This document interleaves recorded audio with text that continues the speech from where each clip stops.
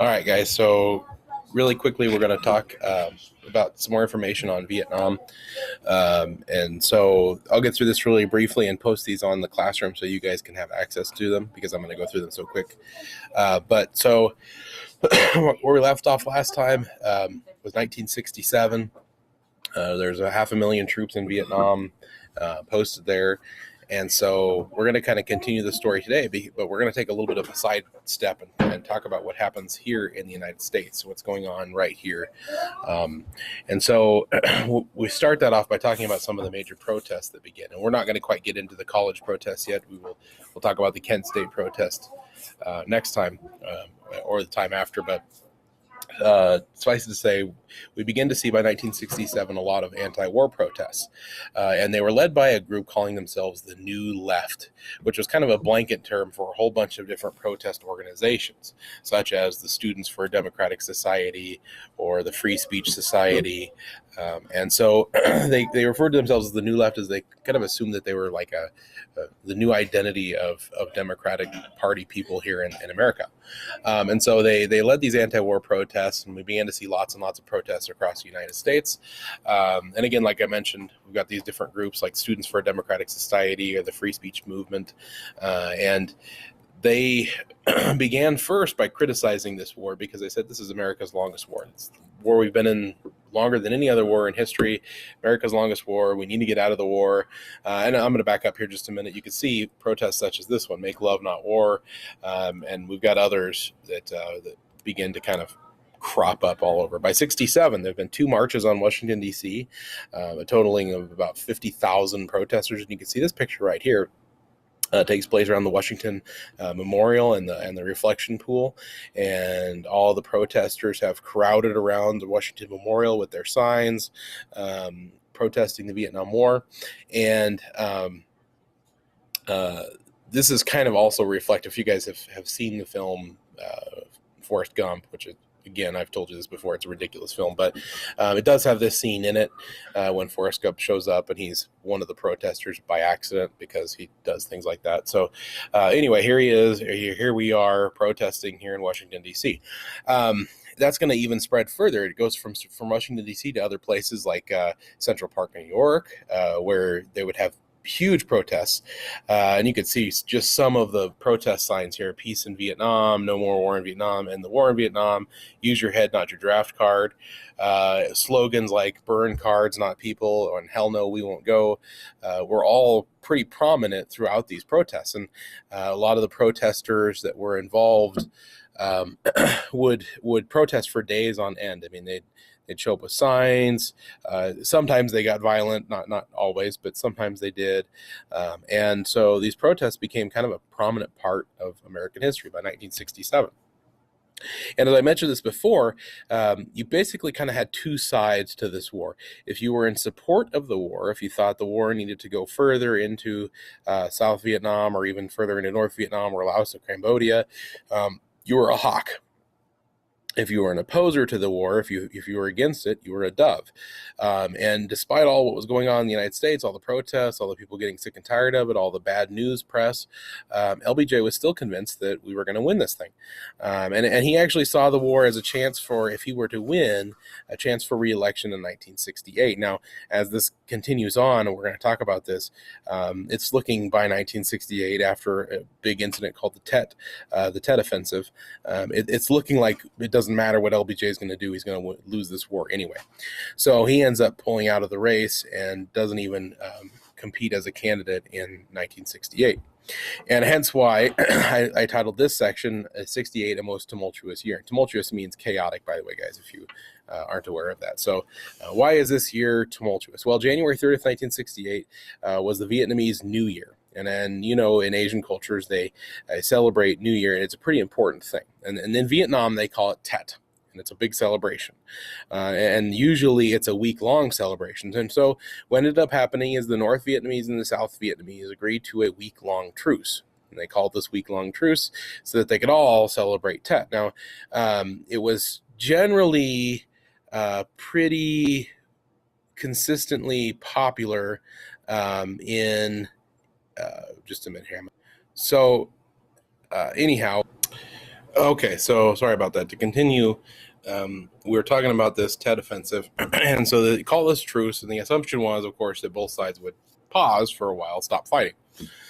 So, but to the surprise of many American troops, these big celebrations began to go on in different villages all across South Vietnam. Well, it turns out in the celebration of Tet, it's pretty standard for if you've got relatives that have died recently, you'll wait to bury them until Tet. Well, of course, this is a war, so a lot of people had relatives that had died. And so the Vietnamese began to flood into villages to celebrate this holiday and to mourn their dead. And they would bring in coffins from all over the place. And the American soldiers didn't really think anything nefarious was going on. But it turns out the celebrators were actually Viet Cong, and the coffins were actually full of weapons. And so they were smuggling massive amounts of weapons and troops into these various villages. And so on January 30th, 1968, the Tet Offensive begins, and it's simultaneous. It was well thought out. It was well planned out. It was totally unexpected, a total surprise attack for all the soldiers involved. And 100 cities at the same time, 12 air bases at the same time, all attacked at once. And the Tet Offensive was a pretty big surprise for not only the American troops there, but also for the commanders in charge and for our military commanders, for our politicians, because they didn't expect this Vietnamese, which they still considered to be like this third-rate backwater country with very little influence and certainly not the ability to pull off an amazing surprise attack like this. They wind up doing that, and it just surprises everyone. So the sudden brutality of the attack is really what surprised them the most.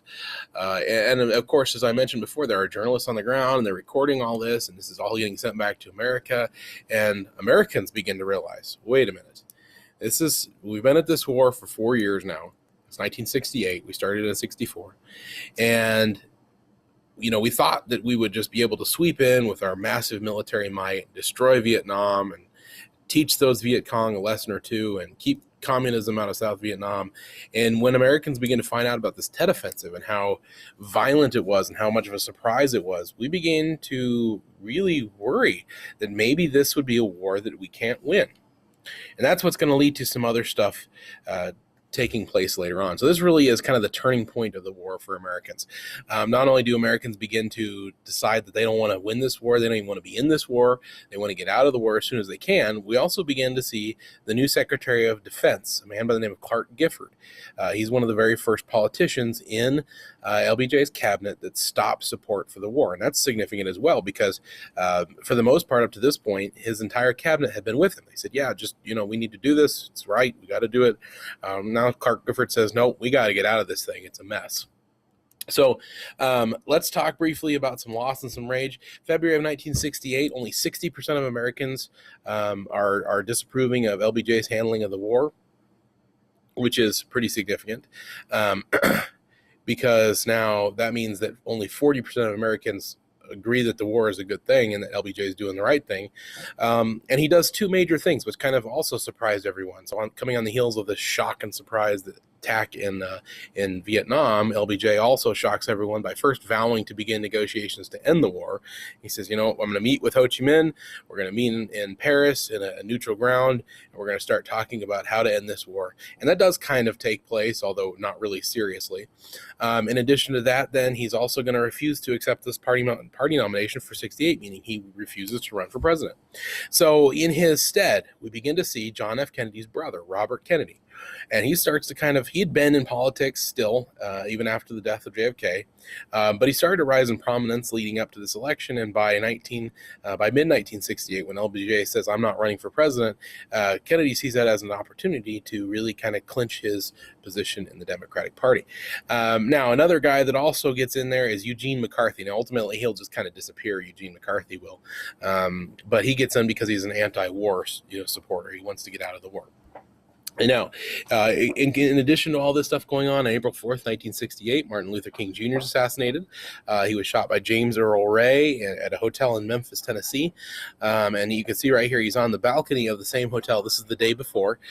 He was giving a speech the day before, and then the day after, he was also coming out of the hotel to give a kind of a morning pep talk, if you will. And James Earl Ray will shoot and assassinate him. And so that leads to a lot of violent protests throughout about 100 cities across the U.S. because people were sick and tired of both the war, they were sick and tired of the civil rights issues that were going on, and African Americans were rightfully upset that MLK had been assassinated. So that's kind of coupled with, and I want you to kind of view this as sort of Americans looking at all this chaos going on, the bad war, the bad civil rights stuff that were taking place. Don't get me wrong, I'm not saying that civil rights things are bad, but the chaos that was going on with it. And then here in another second, we're going to talk about another incident that also contributes to this, that kind of sets the Democratic Party up for a loss in 1968. So MLK is assassinated, then 2 months later, Robert Kennedy himself was assassinated on June 5th, 1968. Sirhan, who is a Palestinian nationalist who was upset at Robert Kennedy's views on Israel, was hiding in a hotel room, and Robert Kennedy was giving a speech. He was trying to trump up some more support for him as president for the Democratic nomination, and he is going to be leaving this LA hotel. And as he walks through the back, as he had this prearranged entrance and exit, and he was leaving through the kitchen. Sirhan was hiding in the kitchen. He stepped out and he shot Robert Kennedy and assassinated him. So you can see this picture right here. This is right after the Kennedy's assassination. They've found him on the floor dead, and you can see this chef is not really sure what to do. Sirhan would later on be captured and was held in prison for a long time until he died. LBJ's vice president is also going to jump into the race now. And if you look right here, that's him on the bottom left, and that's Hubert Humphrey. And Hubert Humphrey jumps into the race, and then, of course, excuse me, Republicans are going to nominate Richard Nixon. So to kind of top this whole thing off, I told you an incident was coming. On August 28th, Chicago protesters are going to gather around a polling place in Chicago, and police are using nightsticks and mace to kind of disperse the crowd. Now, this was supposed to be a Democratic city, Chicago, majority Democrats. Majority Democratic politically, and this polling place is supposed to be kind of like a Democratic stronghold, and they were not violently protesting; they were non-violently protesting. And to disperse these groups, police began to use these nightsticks and mace and hit people and smack people and spray them in the face. And one of the protesters yelled, "The whole world was watching," and of course they were.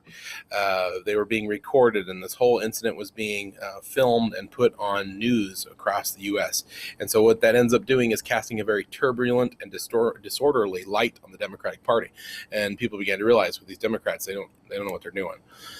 Now, Nixon will win the election, so he will win 301 electoral votes to Hubert Humphrey's 191, and we got another guy in there who's really not terribly notable. His name was George Wallace. He kind of gums up the works a little bit in the South, and you can see this is George Wallace right here standing in front of a Confederate flag, so I bet you can suppose what kind of a politician he was. So, so anyway, that's the end of what I wanted to share with you guys today. So now Nixon's in charge. Next time when we get back, we're going to talk more about protests, and we're going to talk more about Nixon's handling of the war and what begins to happen in